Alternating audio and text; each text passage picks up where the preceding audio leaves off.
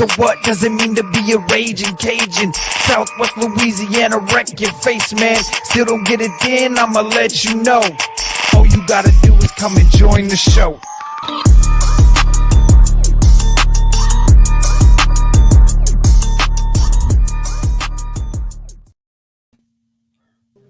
Hello, everybody, and welcome to yet another episode of World Elite Spotlight right here on the World Elite Podcast presented by Driving to the Top Productions.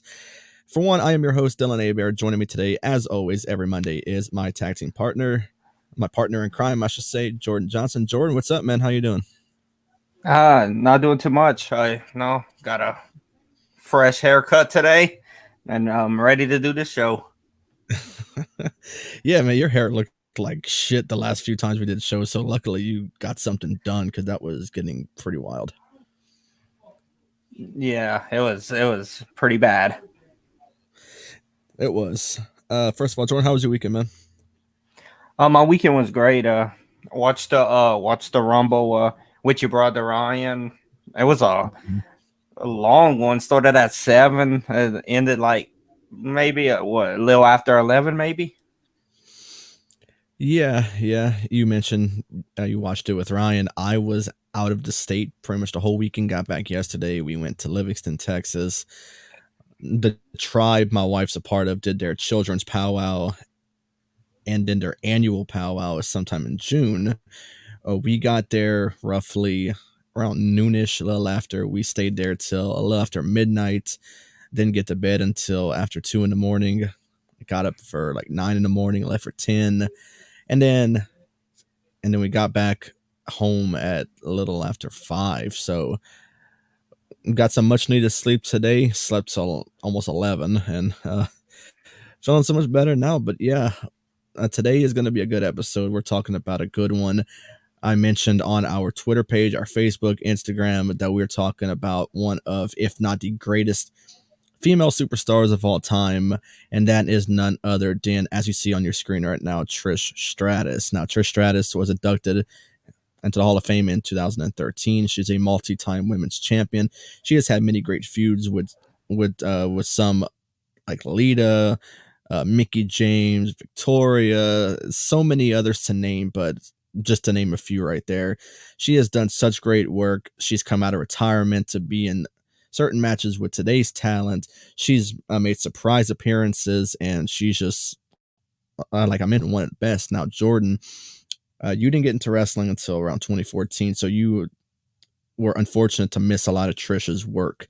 Some of the ones I mentioned, like Mickie James, like Victoria, like Lita, but you have been able to watch some of her work whenever we watched some past pay-per-views to do reviews with Marcus. So after watching some of her work, what can you say about Trish Stratus? Oh, I think she's just awesome in the ring. Like she's I think one of the best.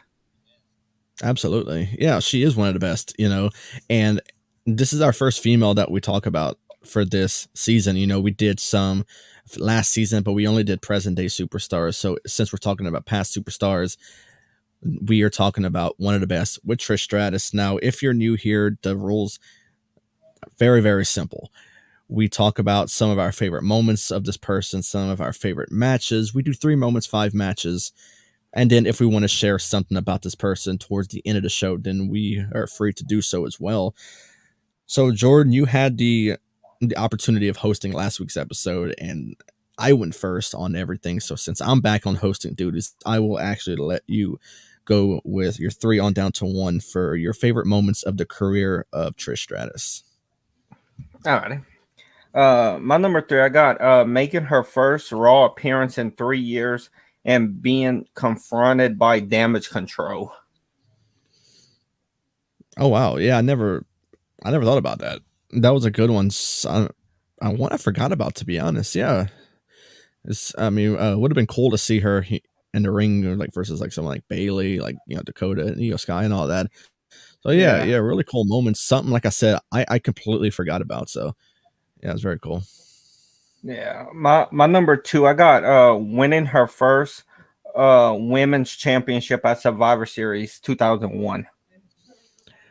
So the main thing I was worried about is that me and you were gonna have a lot of the same moments. Now I mean, honestly, we're 0 for 2 right now. I don't have any of the moments you just mentioned. So many great ones to pick out of Trish Stratus. Like I said, she's a Hall of Famer. She's one of the greatest of all time for women's, and not just for women. I mean, for any wrestler. I mean, I feel like she's one of the greatest of all time, one of the most decorated superstars ever. So yeah, we're 0 for 2 on having the same moments. So I feel like we're doing well right now, Jordan. Yeah, when like winning your first championship was like I think awesome. Yeah, winning your first championship should always be at the top tier of like your Yeah. favorite moment of your career. So many that you can talk about, but yeah, Trish, I for one never thought to put her first like championship victory. She's had, I believe, 7 Yeah.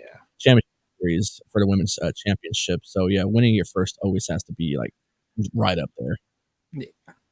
And my number one, I put being in the first women's main event on Raw. Okay, yeah, versus Lita, Yeah, 2004. That's on mine, so I'll get to that in a little bit. yeah, main like women main event in Raw is awesome because half the time I think it's men, but having women main event is awesome.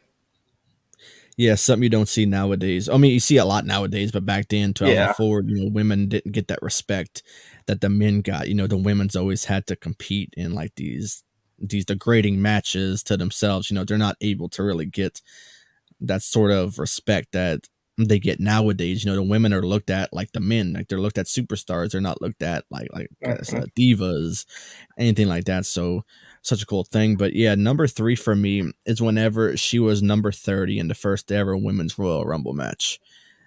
That's the one where Ronda debuted and kind of took that spotlight away from Asuka from winning it. But then Trish made her first like in ring return is when she came back and she was number 30 in that women's rumble.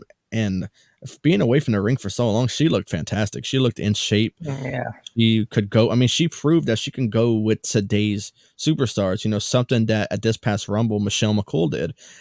She kept on denying she was in the rumble. She was sitting front row with her daughter, and then she shows, and her music plays, and she has to like just come from the crowd, and she's competing with today's superstars. She could still go. Same thing with Trish Stratus. Trish, she could go. I mean, if she goes with anyone today, she can compete and go upwards to like 20-25 minute match.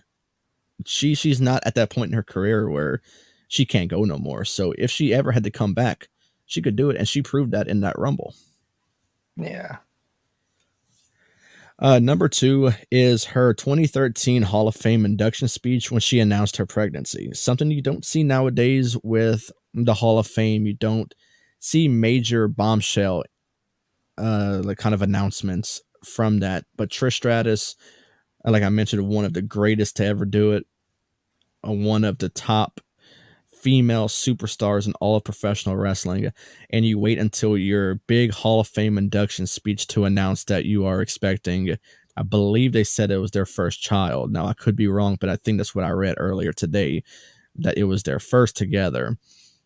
But man, a hell of a moment, something I wish that someone like Becky Lynch could have got. Unfortunate with the pandemic that she wasn't able to announce it in front of like a live audience. It was like in front of like absolutely nobody at the performance center when she announced it in front of Asuka. When she said Asuka didn't win the Money in the Bank, she won the Raw Women's Championship because she has to take some time away for her pregnancy.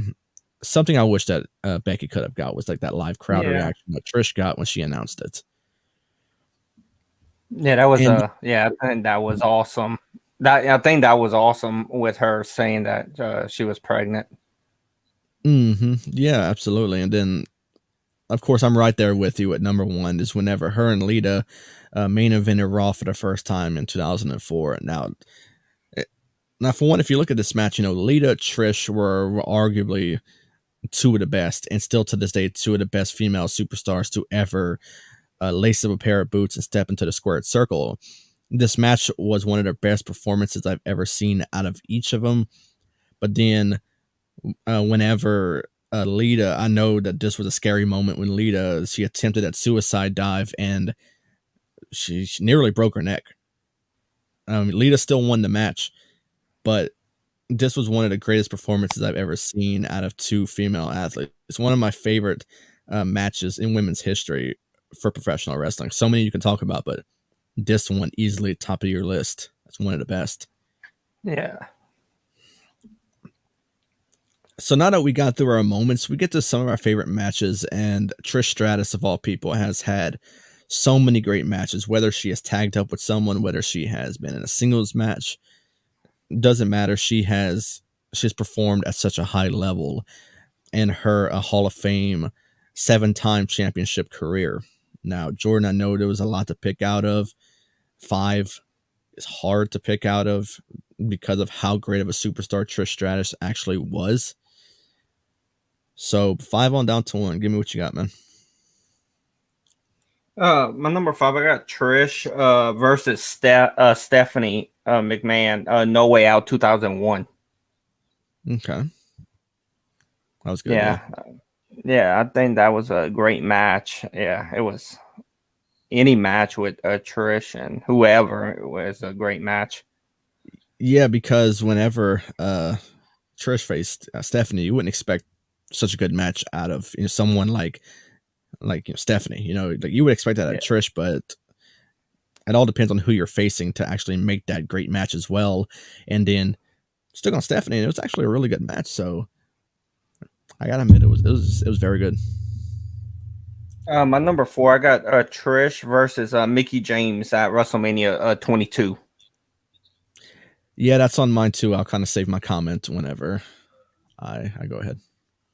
My number 3, I got Trish versus Lita at Unforgiven 2006. Same thing. I also have it. I feel like I can't comment much because I got it on mine as well. My number 2, I got Trish versus Charlotte at SummerSlam 2019. Let's keep going. And my number 1, I got Trish Stratus and Lita Raw 2004. Okay, I'm gonna just go with mine. We have like 4 of the same one. So my number 5 is I think the only one we didn't have the same of. Kind of an underwhelming match, but given the story behind it and something they do not do at all. And whenever you and I interviewed Shelby Waters and Indie Star, we asked her about intergender wrestling, and she says she would love to see it in like the higher companies, something you don't really see like ever. You see a lot of indie promotions doing it, but you don't really see AEW doing it. You don't see WWE doing it. You've seen Impact Wrestling do it whenever Jordan Grace held the Digital Media Championship and she went against Matt Cardona. But I mean, you still don't really see it too often either. But number 5, I put Lita. She teamed up with Lita, and they took on Chris Jericho and Christian in a tag team intergender match. Like I said, very underwhelming match. It was only like about 6 minutes long.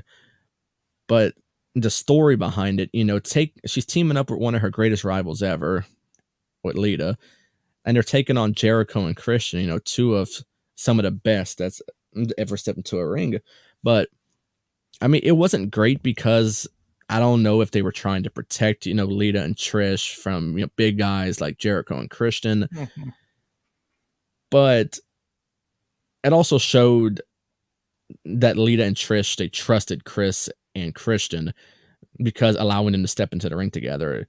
I kind of voiced my frustration about this match whenever Marcus and I covered Armageddon 03. It wasn't that great of a match, but like I said, the story behind it's stuff you don't see too much nowadays or at all. Yeah, I thought it was pretty cool. Yeah, I wish we got like more matches like that now. Mm-hmm. Yeah, so number 4, I went with Mickie James from WrestleMania 22. And just like that one, you're going to hear a lot of the same ones that you just said, Jordan. But talk about some of her favorite rivals. Of course, you think about Lita. You think kind of like a sequence she had with Victoria when Victoria had this weird gimmick where she was like so super obsessive over things and all that. But Mickey James kind of came in as this obsessive like fan that always wanted to be around Trish. Like she obsessed over her so much, and it it turned into a great rivalry. And then at WrestleMania, Mickey James was able to get the win over Trish. Now this this worked out so much in this match because it built a star in Mickey James, something you're still seeing today in Impact. She's the women's champion over there. She did this whole career versus title thing with Jordan Grace, and she still is competing over there. And Mickey's like someone like Trish or like Lita and some of the like past talents I feel like can still go today. She's still going in Impact. So, but this showed that Trish can put over talent like with no problem, but it also built that future star in Mickey James to win the women's championship from Trish. Number 3, I put her SummerSlam 2019 match with Charlotte Flair. Now, whenever you talk about superstars from today that are like the best, some of the best in-ring performers of today, you think Charlotte Flair. But you also think about others like maybe Bayley, like Sasha, or I should say Mercedes now. But yeah, Charlotte Flair, in my opinion, I have said this multiple times to multiple people that we've talked to. She is one of the best in-ring performers like ever. And this is not just counting of today's superstars. This is counting of all time. Now, this isn't because of who her father is, anything like that. But she is one of the greatest I've ever seen perform. And then when she stepped into the ring with Charlotte at SummerSlam 2019, they took each other to the limit. It was a fantastic match. Yeah. Seeing two of the like greatest of all time stepping into a ring together, finally giving us that dream match that we've always wanted to see. Charlotte Flair did earn the victory over her with the figure 8, but a fantastic match. Something I wish we could see Trish, still do. Seeing her versus Bayley, seeing her versus Becky Lynch, versus so many others. This Rumble gave us 30 superstars for the Women's Rumble. And honestly, I could think of more than half of the talent over there that I would love to see Trish go against. So they kind of gave us that taste of it when they gave us Trish and Charlotte at SummerSlam. So like a part of me hopes that Trish one day returns and we see her in another one of these matches. Because like I said, she can still go today. She's in that shape that where she can still go. Yeah, I think if you put Trish against, like you said, maybe Charlotte again or Bayley, Becky, anybody, I think they would. I think they would tear the roof off the building. Absolutely, they would. And I don't know. That's just wishful thinking for the both of us. Seeing Trish come back and potentially taking on somebody, I thought it'd be pretty cool. But number 2, I went with their main event on Raw 2004 against Lita. We already talked about how it was one of the best performances out of the two. Lita did nearly suffer a major injury. Luckily, she avoided that. She won the women's championship from Trish in just an outstanding performance. If you think about some of the greatest women's matches of all time, obviously you're going to think that one because it was simply one of the best and one you will always look at as one of the best. Yeah. And then, of course, number 1 is at Unforgiven 2006 versus Lita. Now, this was Trish's retirement match. She did announce already she was retiring after this pay-per-view, after this match with Lita. It was in her hometown of Toronto, and she was able to win the women's championship for a 7th time. Obviously, this would be looked at as one of your greatest moments, matches ever for Trish. I mean, you can think about the first ever, but if this is your retirement match and you win the women's championship in grand fashion to leave professional wrestling, then I think that kind of maybe just a little bit surpasses that moment where you won your first. And then, yeah, like I said, she retired in grand fashion, women's championship versus her greatest rival of all time, in my opinion, with Lita, and doing it in your hometown. I think that's just the icing on the cake right there for Trish Stratus and her great Hall of Fame career. Yes, she did come out of retirement for the Royal Rumble and then take on Charlotte Flair. I wish she would come out of her retirement again to take on some of those that we just mentioned. I'm pretty sure we can come up with a major list of people we like to see Trish go against. But yeah, I mean, so much you could talk about with Trish, but greatest of all time for the women's, and I feel like it's not even close. She's done so much to kind of shape the women's division up to what it is today. You know, she's kind of like that pioneer along with Lita and with like Mickey and others you can name that kind of was like that pioneer for the women's division as to what it is today. You know, you talk about the women's revolution, you think of the four horsewomen, you think Sasha, Bailey, Becky, and Charlotte. You think about, I mean, you can say the Bellas if you want. You know, I've always said that I don't think that they're like, you know, great competitors.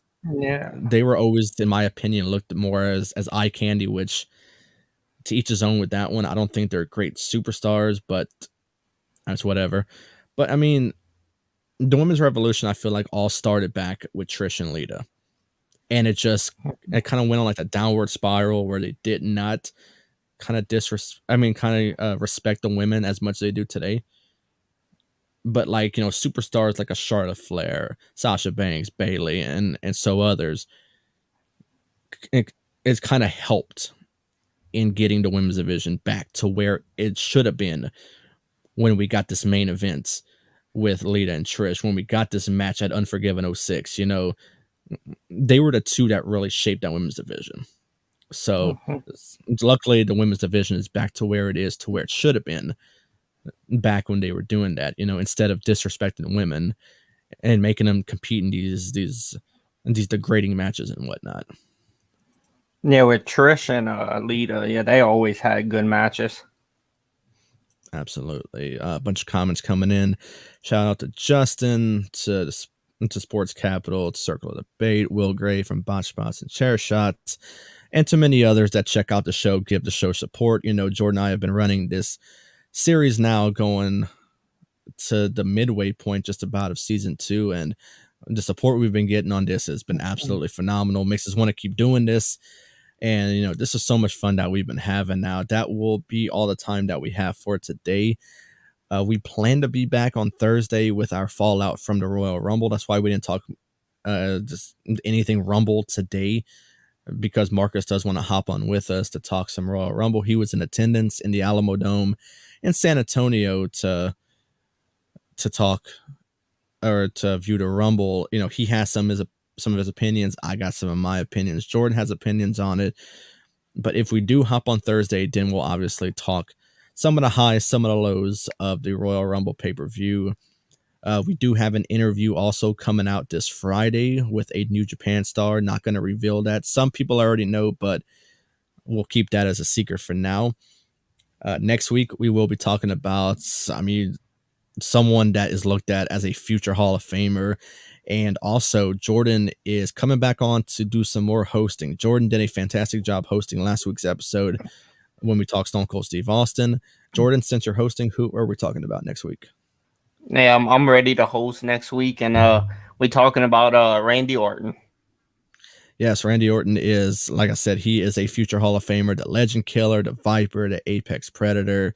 So many names you can give this guy, but one you can always call him is a future Hall of Famer when his time is up in the WWE. He's a multi-time champion. He's had so many great rivalries, and just can't wait to talk about him next week. But that will do it for this episode of the World Elite Podcast. You can find our podcast on Twitter at World Elite Pod.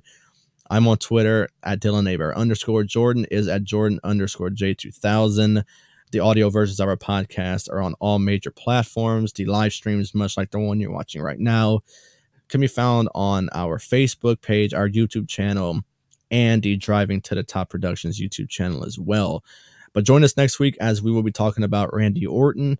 I hope everyone enjoyed this episode today, and we will see everybody next week, or you may see us on Thursday, depending if something don't come up. You know, our schedules are crazy, but so if not, you'll see us on Thursday. But if we don't go through with it, then you will see us on Monday with another episode of World Elite Spotlights. So until then, y'all have a good day. So what does it mean to be a raging Cajun? Southwest Louisiana, wreck your face, man. Still don't get it in, I'ma let you know. All you gotta do is come and join the show.